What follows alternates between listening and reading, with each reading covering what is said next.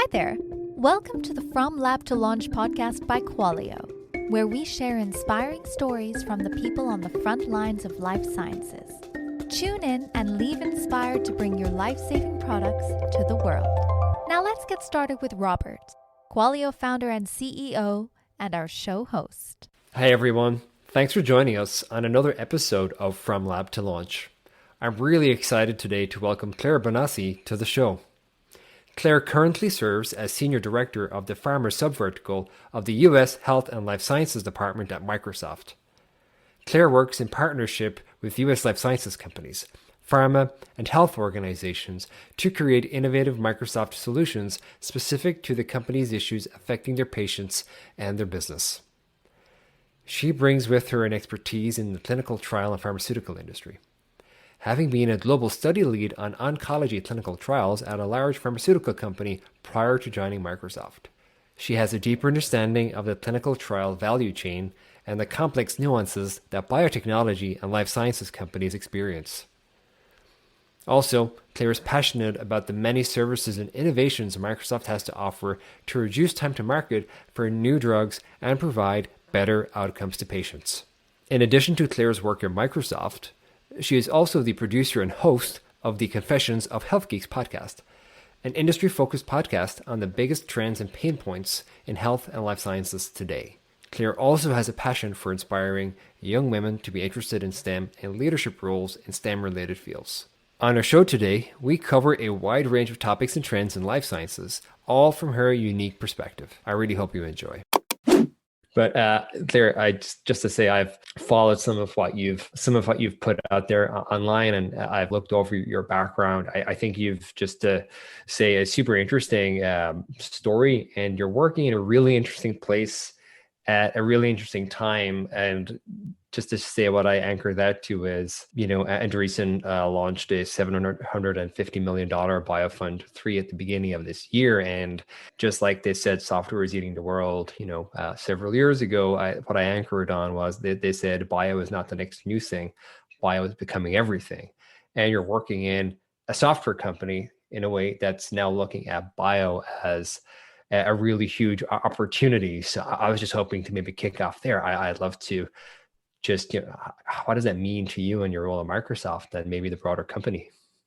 Yeah, no, definitely. I mean, I will say that I love what I do. I love that technology companies like Microsoft, like Google, like Amazon, that they do have this newfound kind of these organizations or these side departments that are focused on healthcare, and specifically in pharma and life sciences. I think that is one part of the industry, part of the healthcare industry that is kind of a little bit further behind than maybe providers or insurance companies.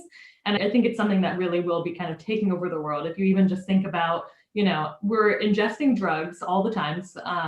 And realistically, we need technology to further drug discovery, to further the research and development. And it touches every part of healthcare. And these companies need to kind of get up to speed when it comes to involving technology. What does that mean for Microsoft, right? And I'm sure everybody knows Microsoft, a huge footprint, one of the world's most valuable companies. But what does this mean for you and the company specifically? Yeah, well, I think, for any large tech company, I think this really is just another way to try to help the industry as a whole, but also help patients, to help people, to really kind of help everyone achieve and empower themselves to kind of make educated decisions and really have the best to choose from. I think, really the silver lining of the pandemic was kind of that fast adoption of technology into healthcare, which I love. I think what used to take years is being condensed to months right now, which I think the reason is really just that there's such a high demand for it. And I think the pandemic is changing different parts of healthcare. And finally, people are kind of realizing that tech companies like Microsoft, like the others, can help in that dynamic and help in these kind of pandemics or large global crises. I think a great example in pharma is the switch to decentralized trials or virtual trials. Yeah. That's something that I think the industry needed for a long time, and there was always interest, but finally getting the push to make that happen has been great. I think it's something that is a long time coming, and really the pandemic is kind of what facilitated that. That's something you're involved. Is that something Microsoft has a role in today? Yeah, I think definitely all technology companies are looking into that, Yeah. especially Microsoft, especially just other tech companies, because they're seeing that in the market and in the industry that there's a need for that. And you mentioned that going back a step before the insurance companies and some of the healthcare delivery, that I mean, this industry is a bit more traditional or more conservative, or maybe not, operating at pushing the envelope quite so much as the, later into the delivery chain. What are some examples of that you've seen? Well, I think, mainly it's just a fear of moving forward or a fear of technology. I think specifically in pharma, it's just that things have worked so well before. Generally, healthcare is very regulated. It's a very highly regulated industry. And so I think it's just kind of, we've been meeting the status quo and things have been chugging along. So Mhm. why change what's not broken? But I think we're kind of seeing now that there's more of a consumerization of healthcare, and there's a new focus on patient experience and patient engagement. And I think these companies are realizing that, they're not up to speed with that. They are not giving patients what they really need and what they really want. Yeah. Amazon, anything, you can do anything with Amazon. People want the same thing from their healthcare. They don't want to Yeah. go in and wait and fill in more information that they've done last time. They want to have a very easy process. They want it to be seamless. So I think finally that's being realized. You mentioned speed a couple of times in this, what you said. And if I look at this year for us and like what are some of the trends, clearly there are some things everybody's aware of and a lot of challenges. Something I've noticed is I think it seems that speed was not as prioritized in the past. Well, clearly safety and efficacy and all these things are really important. But what I'm noticing this year is we call it like speed with quality. Right now, I think being able to move at a velocity closer to other verticals, I think now is becoming prized. And it's been exciting for me to see because that's a good thing to have a faster pace. But have you seen similar? I'm curious if there's any examples that you have of that change.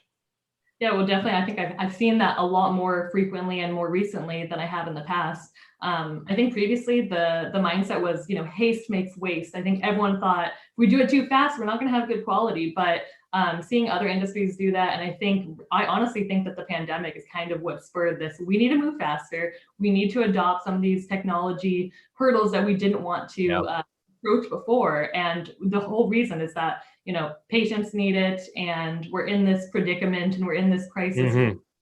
So I think that there was just such a push by the pandemic to make the entire healthcare industry kind of move faster, which I'm really Yeah. happy. Yeah. I think the vaccine piece is a really interesting example of that because the clinical trials still have had the same number of participants. Like they're pretty much what they always are, but a lot of the other items are being massively sped up, right? And I think that's been really interesting to see. I don't think everything will go like that because that's such a huge global effort. But I think there's lessons learned. I'm excited to see how those lessons learned get applied.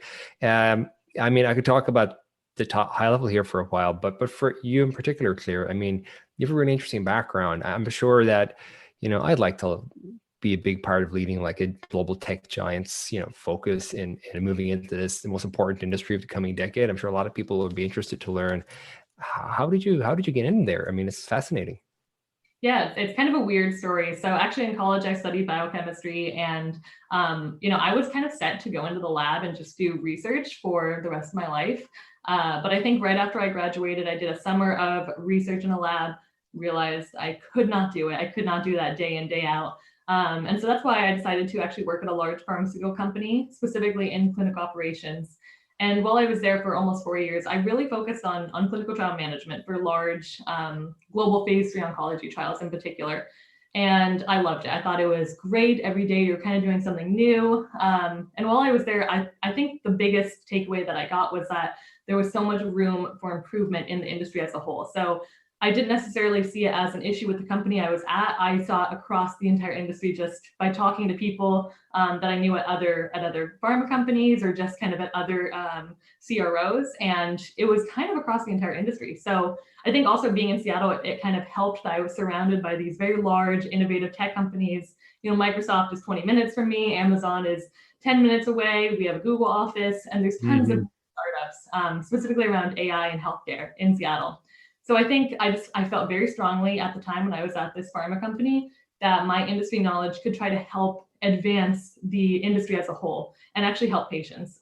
That was always kind of my ultimate goal. I'm very big on believing in making a big impact, and I wanted to do it at scale. So that kind of started my journey in trying to work for a tech company and trying to use my knowledge to help them help the patients and help the customers.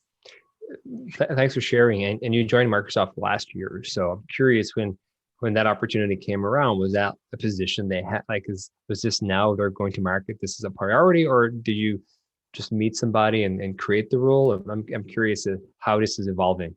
No, so definitely. I mean, we are involved in health. We are, it's something that they have been very committed to for many years. And so this group had already existed. It just happened, being in Seattle, I think that always helps. Okay. And really just, being open to any opportunity and being open to any group. I think that's true at any large tech company. I think most companies right now, tech companies, are focused on healthcare, whether that's just a side department or kind of an overarching mission statement that they're trying to have. I think they're really getting more focused on healthcare because they're seeing that it has such a large impact. Do you see the share of attention, if there was a pie chart, for these companies and attention, has that been changing how much is going here in the last couple of years, or is it pretty much a steady march? I believe it's been increasing. I guess that's my own opinion. I don't have any actual, market data from that, but just from what I've been seeing, and maybe it's biased because I'm in the industry, but I have been noticing that these companies are really trying to focus a little bit more on healthcare. I think, everyone has employees that obviously care about their health, their family's health. And that's something that just every company has to take in mind. And so even when you think about it that way, it's like, well, they have to do something when it comes to just their employees' health. And then when they kind of broaden that to helping the industry as a whole, I think they're realizing that this is a market that needs a lot of help. Yeah. And you said, studying in bio, interesting tidbit I learned recently was you try and predict where people are, what they're going to do in the future. And apparently the last few years, and Stanford, to take an example, has had pretty much the same number of applicants to bio-related fields as CS-related fields. So if you look at, like, you follow that, all the way back, and you see things like, the speed becoming important, adoption of like virtual clinical trials as an example of, that's kind of a broader democratization of the space. I think it's pretty plain from our perspective that there's a lot of exciting things coming down the track really quickly. So I think being able to partner with services like, or companies like Microsoft, could be really useful for them, because like once upon a time there was no Microsoft Azure or AWS, right, picking two services near you in the software game. I believe that there's opportunities, and I see it for firms like Microsoft, Amazon, and other big giants to help create infrastructure so that these companies can now be, seed funded to some success rather than IPO first, which was, Gilead, I'm sure IPO'd before it released its first product. I don't know that, but it probably did. Yeah, no, that's true. That's 100% true. And I think that's why there's such a big push also to focus on startups and in these smaller companies that we're not always paying attention to. And I think large tech companies are actually beginning to notice that and focus on, okay, how can we foster this community of startups and help them and kind of give them the resources that they need to become that next big Uber or that next big company.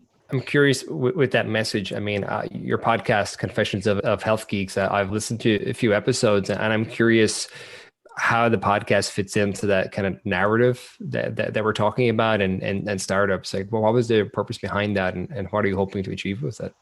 Yeah, so the Confessions of Health Geeks podcast was really started to just kind of get the name out on what tech companies are doing with healthcare, what my team, our thought leaders are really seeing in the industry and healthcare as a whole. So we have tons of really highly skilled and highly educated people on the team at Microsoft that really just focus on healthcare. They focus on pharma and life sciences, like myself, providers or payers.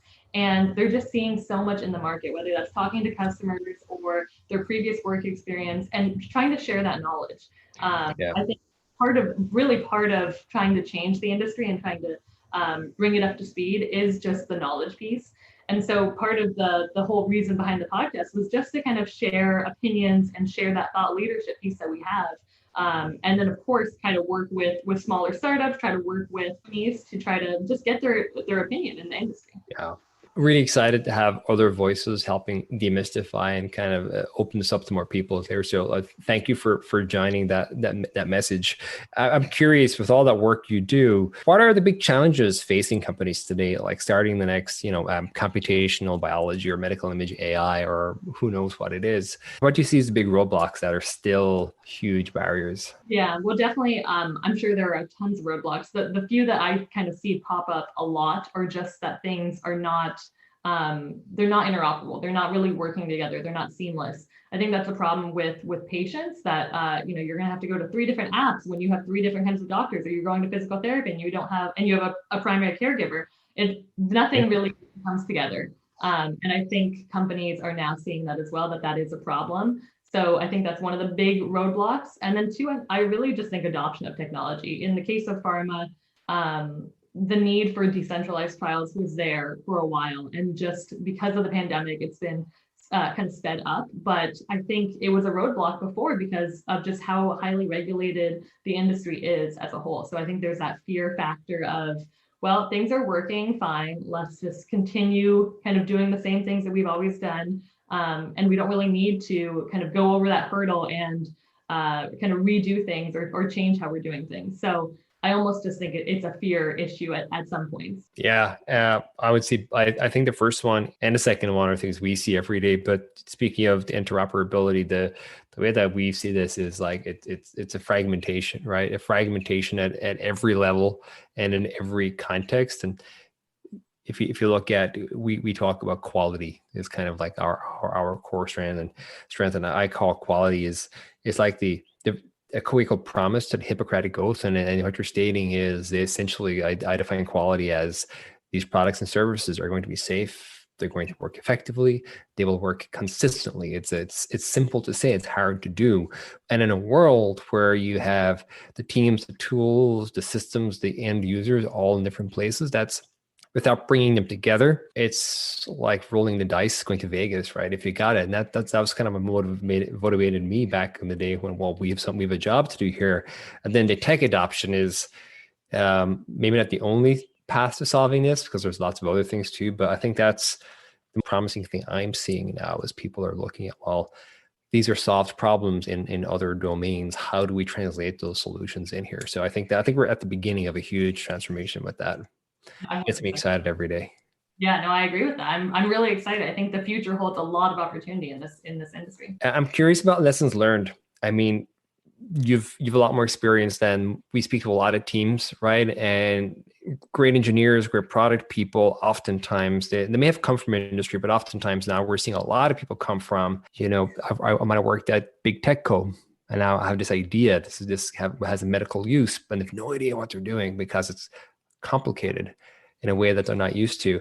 Any lessons learned you have from speaking with so many people and doing your work to kind of help people along that journey, and don't give up? Yeah, no, definitely. I think one of the biggest lessons I've learned over the last year and a half of being at Microsoft, but also previously when I was at a large pharma company, was that we all need to be agile and we need to be able to pivot and be flexible when it comes to implementing new solutions. I think it's really easy to become so focused and caught up in the buzzwords or the new shiny objects, like big data, like machine learning. I feel like people just throw those around.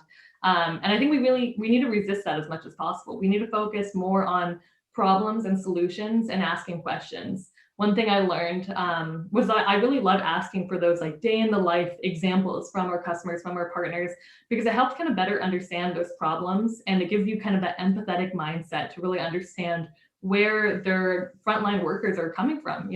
How are nurses doing their day-to-day work? Like, what does a clinical trial manager spend 90% of their time doing?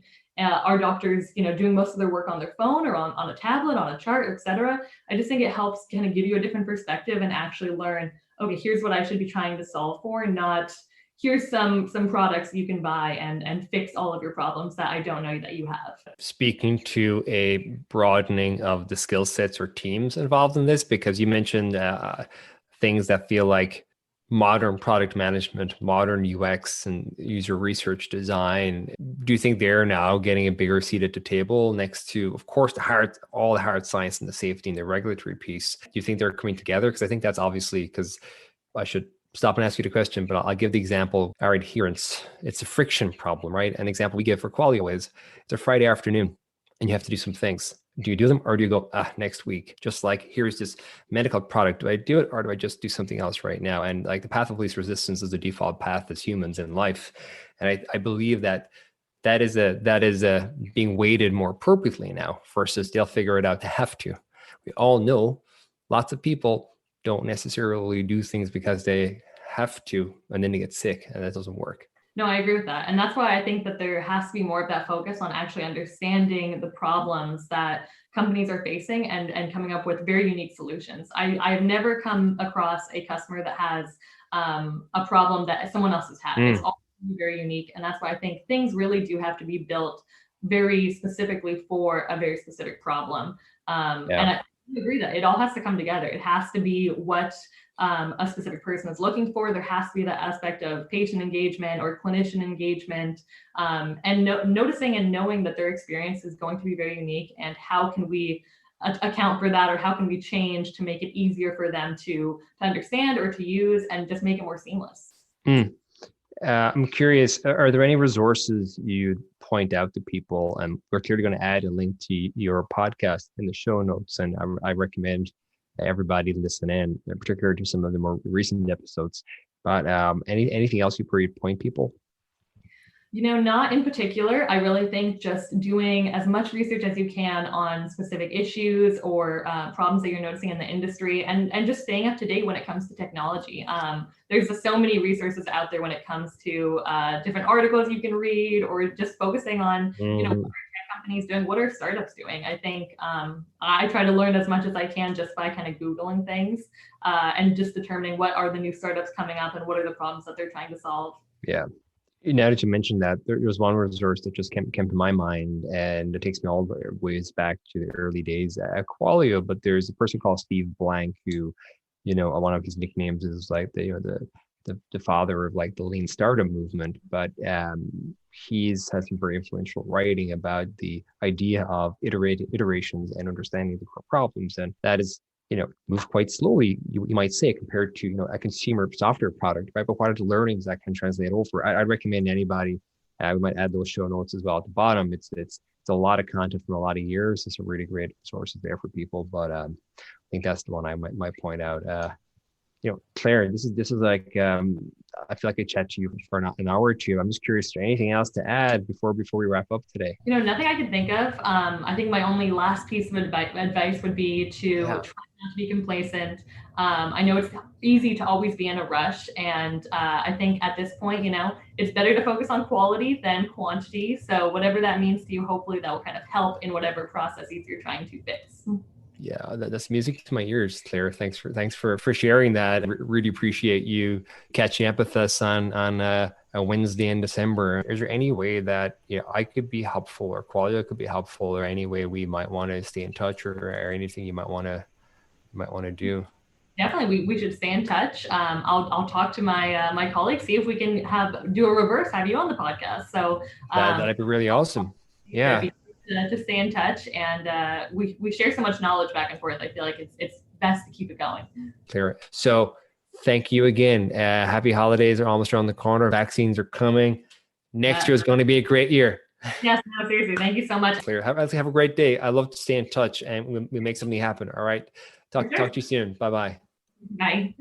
Thank you for listening to this week's episode of From Lab to Launch, brought to you by Qualio. If you like what you've heard, please subscribe and give the show a positive review. It really helps us out.